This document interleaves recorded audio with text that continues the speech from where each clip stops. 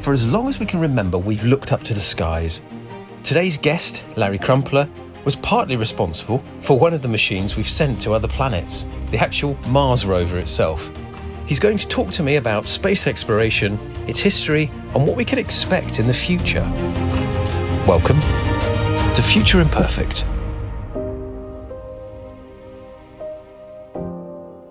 My name is Dr. Larry Crumpler. I'm a long-time geology of things here on the Earth, plus geology of things on other planets person.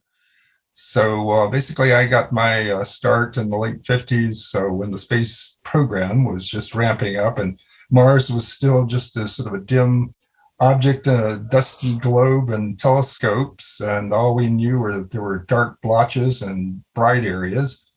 And then, of course, subsequently throughout my career, I've observed the progression of Mars from that sort of world to a world that is actually pretty complicated and geologically a lot like the Earth in many ways. And it's been a fun discovery process along the way. In fact, I like, and especially in the boat missions of Mars, the whole exploration program as being kind of like 21st century natural history exploration of another planet.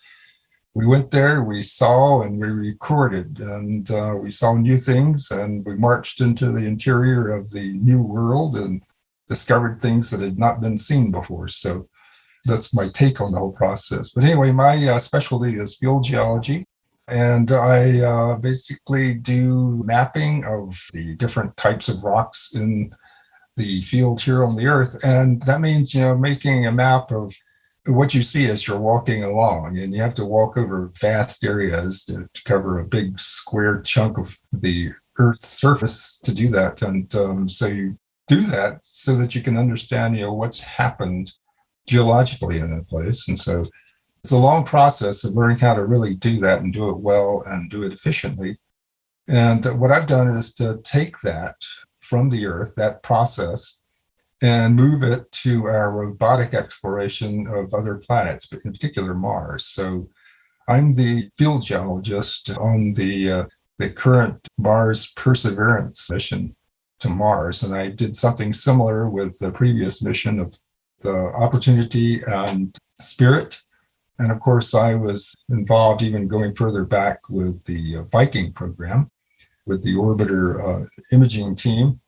So, I've seen the whole process and sort of had this parallel interest in both the geology here on the Earth as well as geology on other planets. That's absolutely fascinating. I mean, one of the things that occurs to me, obviously, is that Mars has been endlessly fascinating for humanity since, I'm not even sure when it was discovered. I mean, it's a wandering star, isn't it? Back in the old days, before we were aware of sort of planetary bodies and, the science had developed to any significant extent. And I suppose there were the supposed canals that captured the imagination and quite a lot of lurid science fiction written about Mars. I suppose as our nearest neighbour and a bit understandable, perhaps, that might harbour life that may or may not come down in rocket ships that resemble giant shells from naval guns and land on, I can't remember which common it was in London that they landed on, but it was definitely one of them. Yeah, that's right. I can't remember either. But so it's always fascinated people. It's fascinated fiction writers, science fiction writers, and now science fiction has become fact. We are genuinely exploring, albeit remotely, other worlds. We're invading Mars. I find this so wonderful because in some ways we almost need a new word for it, because science fact sounds a bit boring. I kind of feel like we need a new term for science fiction that's coming true. That's true.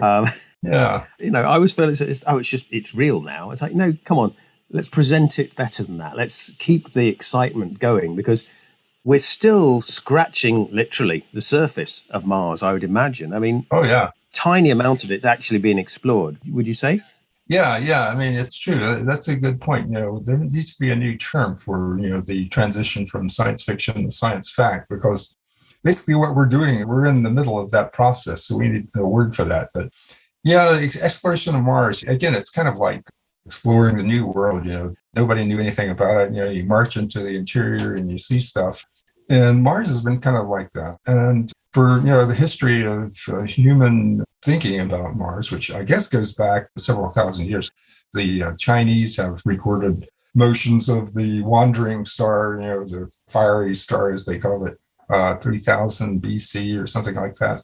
So we've, kind of kept track of it, but we really didn't understand it much until, the development of telescopes and maybe the 17th century and beyond. We started being able to see things, the blotches and things like that. And then, of course, it was the Schiaparelli and Lowell who, promoted the idea of the streaks in the case of Schiaparelli, and then canals in the case of Lowell.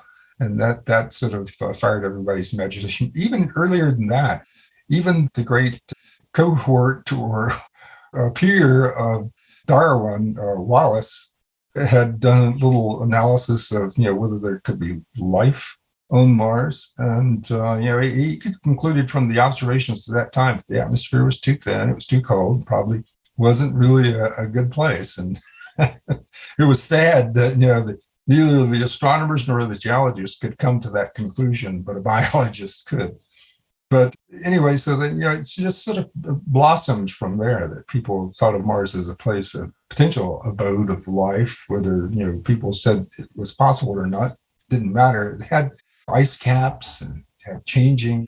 I suppose life was plausible. It was imaginable in some ways. It wasn't impossible conceptually. Therefore, let's get all excited about a celestial neighbor suddenly maybe harboring life and all the excitement that would come from that. But I wanted to get back to the concept of canals on Mars. Does anybody know, did he actually see, was he just projecting his own expectations, or was it an error in the telescope? Do we have a clue? Yeah, I think the thinking has been that, if you stare at something long enough, you start seeing arrangements of things that don't exist, or you connect the dots. And there are lots of dark blotches and whatnot on the surface of Mars. And, if you decrease the resolution, the ability to see details enough so that you can't see that they actually are contained in an area, you might start sort of linking series of those dots together and blah, blah, blah. But essentially, you can imagine canals or lines if you stared at the images long enough. But the main problem is that all of the important details on Mars were just below the limits of resolution, and it's in that zone where the human brain and eye has difficulty, because you start making substitutions trying to fit the puzzle together. So we see a shadow and we think it's a monster about to jump on us, and so it's just part of our ability to sort of integrate with poor information, or so we think sometimes. Yeah. And it still happens today, doesn't it? People see figures in burnt toast and patches of dampness on the wall. It's not an unusual phenomenon. It's just particularly interesting that he projected his own concept of an advanced civilization onto this planet that he couldn't quite see. And of course, canals were a big thing industrially, I believe. Yeah. And therefore, he wanted to see canals. Yeah, it was a convergence of things, because canals were like the big activity for Earth at that time, building all of the main canals that we use today. And so it was just, part of the idea that any really advanced civilization would, of course, be building canals. And these guys were so advanced that they built them all the way from the poles to the equators. And so I sort of got the idea that there were Martians, there was civilization, and that sort of spawned, what if they, wanted to come to Earth because their planet was drying up and blah, blah, blah. So, it was just sort of an idea that took off, built on its own, basically. And then we went there with Mariner 4 in 1965, and it was a cratered surface. It was the moon. It was a dead planet. At least that's what we saw, because we unfortunately had the accident of just observing the cratered parts of the surface, not the more exciting things. So it took us another decade or so to realize that there was more to it than that. I would think that science fiction does inspire real scientists. I mean, science fiction inspires me to think, what if? Oh, yeah. And I can't believe that NASA scientists don't also love and read science fiction and want to make some of it true. Oh, yeah. A lot of them are into the science fiction of the day. They know all sorts of details about Star Trek or, Star Wars or whatever, and they continually make reference to some of the classical Things and all of those movies. But to me, it started, of course, I grew up in the late 50s. And so I went to a lot of the movies that were taking place at that time that showed us exploring, alien planets, like Forbidden Planet. Remember Robbie the Robot? Yeah. Okay, that was a pretty cool movie. It was a pretty high budget movie at the time. And anyway, they always landed on these planets that look oddly enough like the American Southwest, very rocky, very, exposed geology and lots of just, unknowns going on. And the rocks were always red too. So basically, Mars kind of fit that science fiction perspective, I think, early on, or maybe vice versa. The science fiction was driven by the thoughts about what Mars might look like. And so, it's a planet that was ready-made for the imagination. Have we completely ruled out the possibility of life on Mars? Or are we still sort of in that sort of interesting gap of our knowledge where it's still possible, but we haven't got any evidence of it?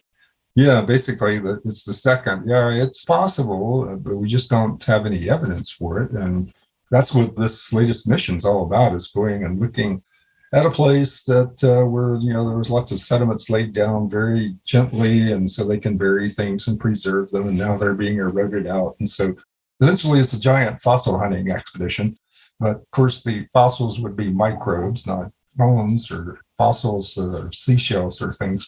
But yeah, it's still believed that Mars was so incredibly wet in the first billion years of its life, and most of the stuff we see, and most of the exciting geology we see on the planet, is related to that earliest period when Mars was just floating in water, basically. So Mars was a wet planet with surface water and presumably tides. Would it have had tides? Probably not, although there could have been lots of strange events associated with impacts, large impacts. There's evidence for possible tsunamis from some of the proposed areas that were flooded with water. Tsunamis on Mars? Yeah, caused by impacts. So there's all sorts of ideas. It's all recorded there, so that's what makes it so much fun. It's fun to kind of go in and see if you can do the Sherlock Holmes. And how far in the past was this, sort of in terms of years in the past? Are we talking millions of years ago? Yeah, we're talking about like 3.5 billion years to 3.8 billion years ago. And then after about 3.5, things started calming down, but it was still pretty active. We still had ice and the occasional river-like channel, and of course lots of volcanism about that time. So Mars was a pretty active place until maybe about a billion years ago. It kind of calmed down a little bit, started drying out, although there's evidence for recent volcanism, as in several million years ago. So it's it's just been a long-term, gradual, slowing process of all of the geologic processes since about 3.5 billion years ago. So at 3.5 billion years, Mars was pretty much like the same condition as the Earth was at that time. And we know life got started on Earth in that time. So why not on Mars too? Maybe it didn't last, or maybe it just went underground. It's all sorts of hopeful ideas about, where the life might be if it still exists. And is that presumably under the surface or in shaded areas or at the poles or? Yeah, the idea is that the atmosphere became too thin, it became too hostile. There's no ozone layer, so the ultraviolet impinges on the surface and essentially bakes it, radiates it continually. So the idea is that the life went to maybe underground. We know it occurs deep in the earth. And so that's one idea. And so mainly we have been sort of looking for evidence for past life to date. Now, the interesting thing is that the ideas about the life on Mars that are current, or extant life as we call it, is the possibility that, maybe some of the lava tubes that you see in some of the volcanic areas of Mars, there are these beautiful open skylights looking down into these what are presumably lava tubes, which are a very common feature in areas where you have lots of lava flows here on the Earth. So these caves could be places or abodes of life because they protect it from the radiation. Sometimes there are places where there's interesting minerals. precipitating on the walls of the caverns, so sometimes gases, residual, not just from the volcanism, but just escaping from the mantle, deep ground. So there's all sorts of possibilities for current life. So the funny thing is, to me, is that for years, we've been looking at sedimentary areas, that is, places where sediments were laid down by water. So we're always going to the mouth of rivers on Mars, or ancient dried up rivers at least, like we are in this mission, and looking at sediments that were deposited on the floor of depressions or craters or lakes. And it's like, we're always following the physical evidence for water. But in the book, it's kind of the last pages, I predict that, it would be ironic if we've been sort of ignoring the volcanic areas, because those are clearly, just dry, dull, desert, lifeless areas. Before you tell me more about the book, obviously I'm aware of extremophiles on Earth. There are forms of life that live in extraordinarily, what we could argue are quite hostile places, like black smokers under the ocean, in very, very hot sort of pools of incredibly toxic water, for example, in Yellowstone Park and similar type of places like that presumably get their energy from the tectonic, the chemicals that are dissolved, and the heat as well. Exactly. Yeah. And so in my very limited knowledge of this area, life has quite a tenacity. You give it half a chance, there'll be something there. And it's still quite conceivable to me that I don't think we'll find civilizations that we recognize. I think that's pretty clear. That horse has bolted. But finding simpler forms of life, or less sophisticated forms of life, I think is, as you say, it's still open. Yeah. It's still an unknown. Yeah, it's still possible. And a lot of people are quite fascinated by that possibility, because it introduces the idea that life isn't that difficult to start, and so on and so forth. Well, that's right, because our sample of life, when people talk about life and origins of life and things, and it's a contentious subject in some places, but we have one sample, which is the Earth, and we know it started here. It's clear it started. How it started, nobody's completely sure as far as I'm aware. But if then the second place we look, we also find life, even if it's very simple, that's a 2 for 2. Yeah. Changes the statistics, doesn't it? Yeah, it really does. Yeah, such as it is. Yeah. But that's kind of the hope. I guess for constantly looking. And of course, there's also hope for looking at the oceans under the ice of Europa and other outer planet satellites, because there's so much water, and the idea being that water, of course, is always the main ingredient for starting life. All they need is some sort of nutrients and energy source. So it could be, it doesn't have to be sunlight. It can be, thermal energy, like you said, with the deep sea organisms that live around hydrothermal vents and such. So, yeah, it's part of the big story. Were there any very significant surprises when we first started to explore Mars? We must have had a sort of a broad scope of ideas. And was there anything that sticks out in your memory as oh, wow, we didn't expect that? Yeah, of course, the first one was seeing craters, but then after we got over that and we started seeing all of the other exciting things going on Mars, I think the thing that there was just nothing that really stood out other than the discovery of individually exciting things like the giant canyons and things like that. But the thing that really stood out for me was when we finally went down to the surface. And we started roving around, especially with Spirit and Opportunity. So this was like long after we pretty well kind of figured out most of the fundamentals about Mars. When we started roving across the surface, I was incredibly impressed by how Earth-like the scenery was. There's nothing alien about it. It's just a dry desert with rocks and other interesting things, and you can look at them and figure them out the same way you can here on the Earth. So that's why I sort of immediately drew in my field geologic mapping experience, thinking about what we can see with rovers, because it was just so familiar. It was rather shocking. Even the lighting is kind of like a late afternoon lighting, because the intensity of the sun is like half it is here on the Earth, and everything's kind of red. So it's a nice fall afternoon lighting sort of on the planet, and you're in this nice stark desert. It's just a wonderful place, very Earth-like, very comfortable feeling, frankly. But I'm aware there's the largest extinct volcano in the solar system in Olympus Mons, which is an enormous feature on Mars. The scale of it is just extraordinary, but that's quite a remarkable feature of the planet, I believe. And tell me more about it if you would. Yeah, Olympus Mons, I mean, there's evidence that it's been there building for a billion years. I mean, that whole area, which is called the Tharsis Plateau or Tharsis Province, consists of several large volcanoes, of which Olympus Mons is the largest. And there's evidence that, some of the lava flows from that go way back to several billion years ago. So it was like building up, and it's just been continuously active. I mean, some of the lava flows on that volcano are not more than tens of millions to 100 billion years old, which is geologically yesterday, basically by planetary standards. And we do know that there are lava flows elsewhere on Mars that are even younger than that, millions of years age. Yeah, it's literally bulge on the planet that has built up from volcanism over a large area since basically the beginning of Mars, itself, the geology. So there's very little evidence of, any of this riverbeds and water channels and limited amounts of ice. So it's all been built up recently after most of the water features and things went away.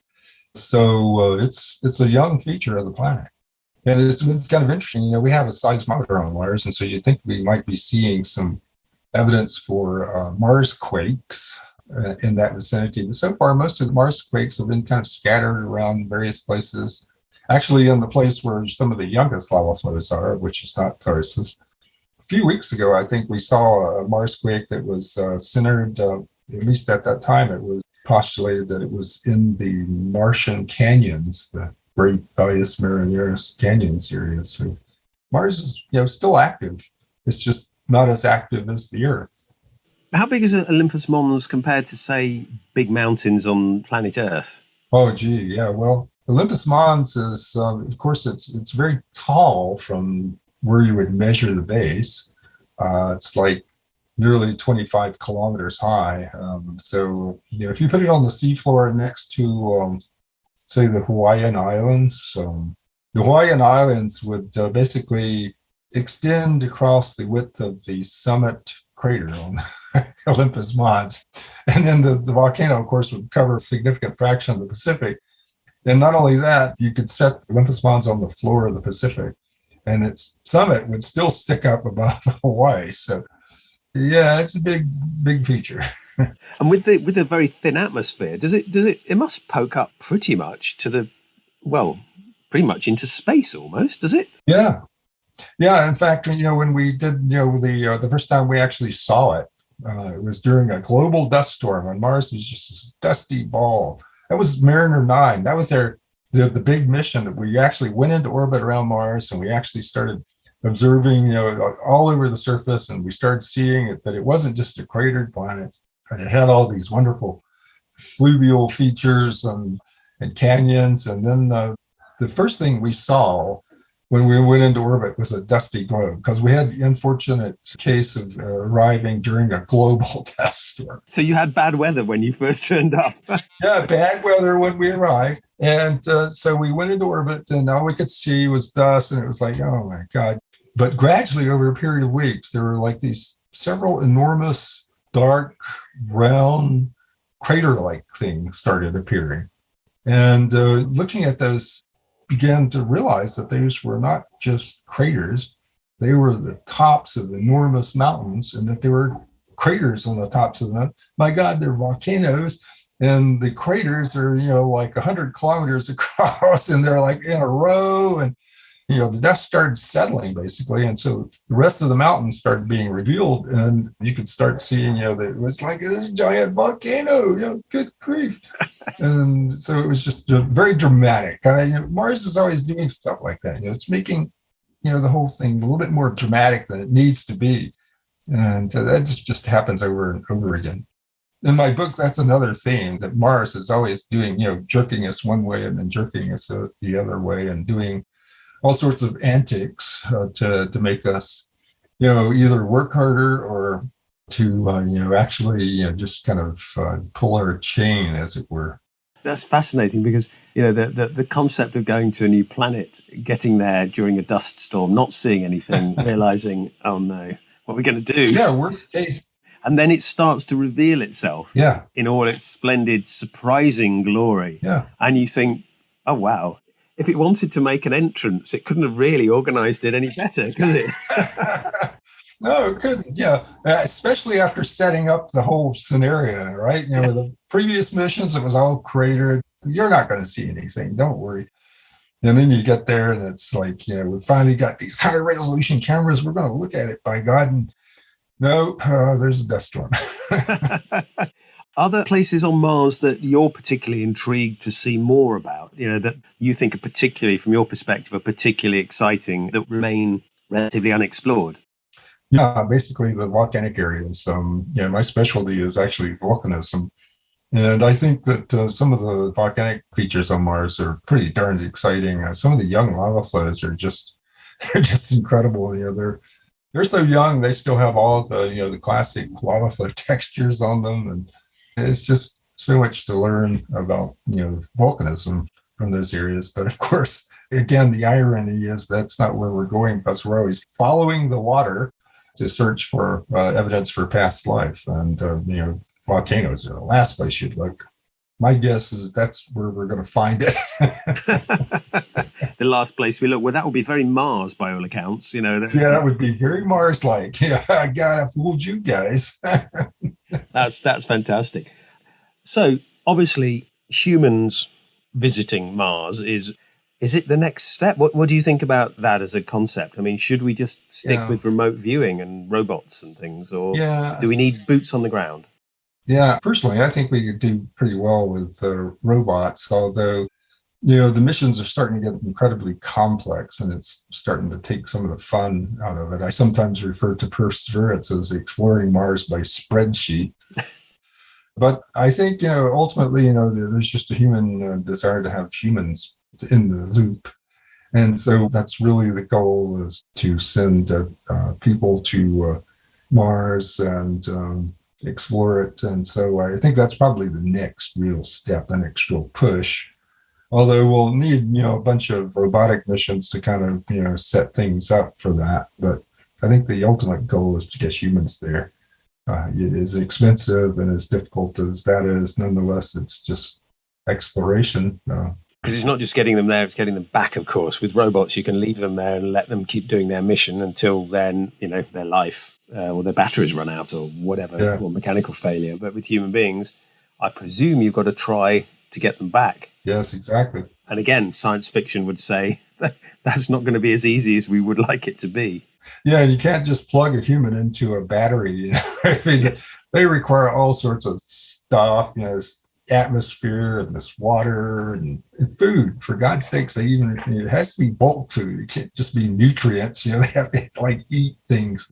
So it's just a very volumetric sort of thing, and it's incredibly difficult. I could see the appeal of sort of people being there, but also these days with Zoom meetings and people traveling less because of the pandemic and suddenly realizing actually we can have a perfectly reasonable conversation via electronic means. Yeah. I sort of wonder about the pristine nature of Mars, but I suppose we've already started littering it with our technology. So it's not exactly pristine from first principles anymore. But I don't know, I just sort of wonder, I like the idea of human beings and, a base on Mars, but I also wonder about the hubris of it and whether we wouldn't be better off just having remote vehicles and doing it that way. Yeah, I think that's the way it's going to play out, though. I mean, humans will get there. That's just all there is to it. But when is a big question. It's very difficult to do. It's the journey, because obviously the moon missions were of a certain duration and a period in history. It's a long time ago now, and they're absolutely superb. Watching the documentaries about them, it's just amazing endeavor. Mars is an order of magnitude more than that, and it's an awful lot further. Basically. An awful lot further. Yeah. So that's going to cost a fortune, I would say. Yeah, the numbers, I lose track of the numbers because they keep evolving, but, it's like hundreds of billions of dollars. And the fun thing is people always asking, well, when are we going to send people to Mars? And it's like, whatever today's date is, add 20 years to it. That's the first possible date.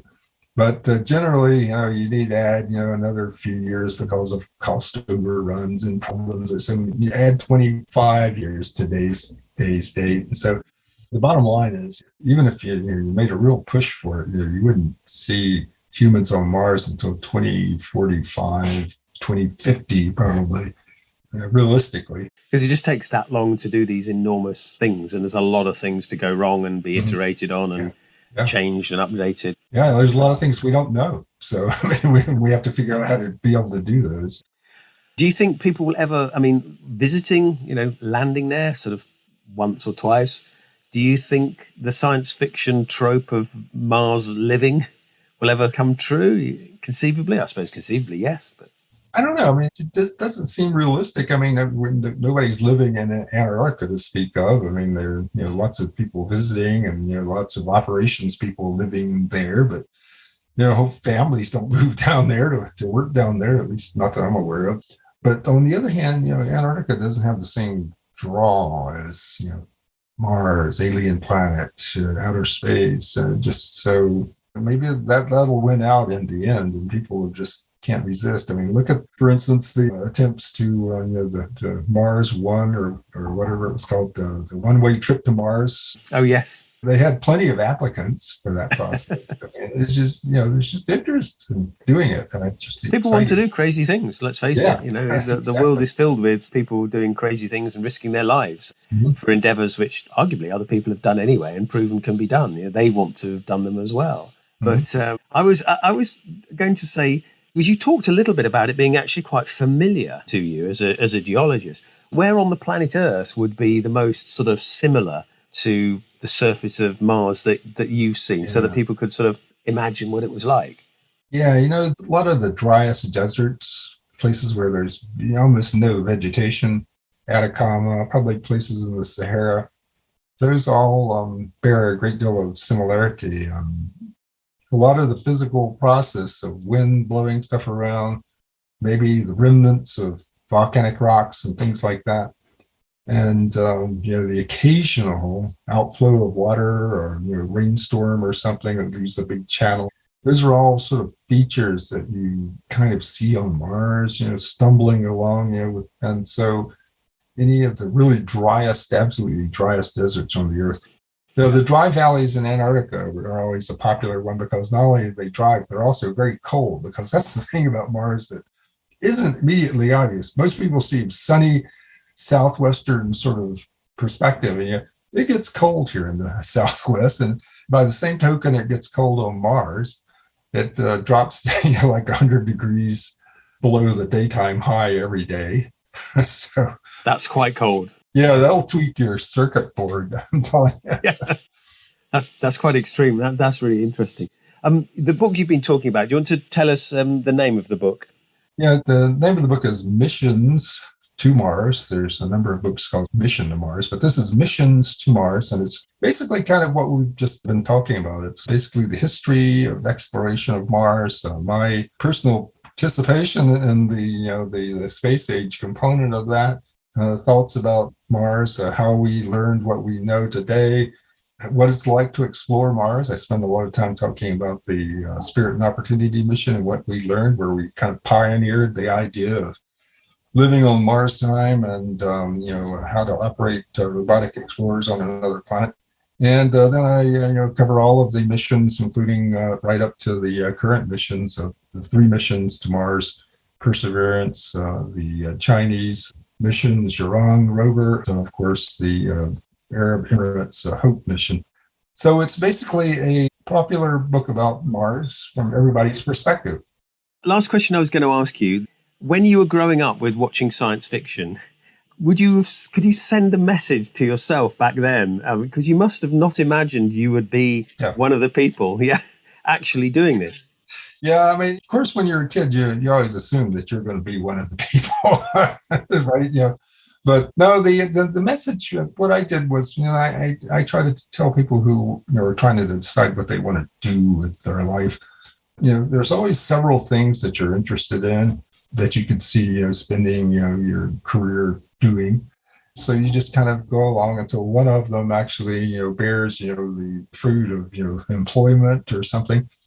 And so even then, you might have another one that you'd kind of like to bring into this profession too. And so that's kind of what I did. I was interested in outer space, planets, surfaces mainly. And then I realized that meant I was really interested in exploration and geology, not any of the other stuff, not the rockets and the space travel. And so I kind of studied geology and then planetary science, in parallel. And I looked for opportunities to jump from one to the other. And basically that's continuing to this day. So it was only in college that I actually focused on one subject, and that was geology. And then, it immediately branched back out again to, the planetary and, the terrestrial Earth geology. So that's the way I played it. I knew kind of what my interests were, and just kind of followed where those kind of led. And eventually, maybe something would come out of it. And I just struck a couple of gold veins here and there with, like participating in the Viking mission. And then, I got to the point where I could actually do some proposals of my own, and got on a couple of the Mars missions, including the current one. Is there a technical name for a space geologist? Yeah, these days I think we mostly refer to ourselves as planetary geologists. In the old days, in the early days, it was called astrogeology, I think it was. And I think astrogeology sounds more exciting than planetary geology. That was during the Apollo moon mission days when they were training. They were talking about astrogeology. But we realized that, I don't know, a lot of people didn't really care for that term. So it gradually drifted and became planetary geology, because I just think planetary sounds a bit like it could just be about Earth as well, and that's that's great and very worthy in its own thing, but it doesn't have the snap, the sort of frontier exploration, the kind of science. We're going back to science fiction again. It doesn't have the science fiction sort of thing going with it. Yeah, I think the thinking was that it was not a good term because it sounded like you were talking about astro being star, something about stars or something. We didn't want to have anything to do with being called astronomers, even though journalists frequently refer to me as an astronomer. It really sets us off. Wonderful. Well, look, it's been absolutely delightful talking to you, and thank you for taking us through a very brief summary of some of the things that are in your book. And I'm just looking forward to ever new discoveries on different places. There's Absolutely. So much of the solar system left to explore. It's just endless. Yeah, it's a new world, basically. So we're doing it all over again. Wonderful. Thank you so much for coming on Future Imperfect. Really appreciate it. Thank you, Larry. Thank you for having me.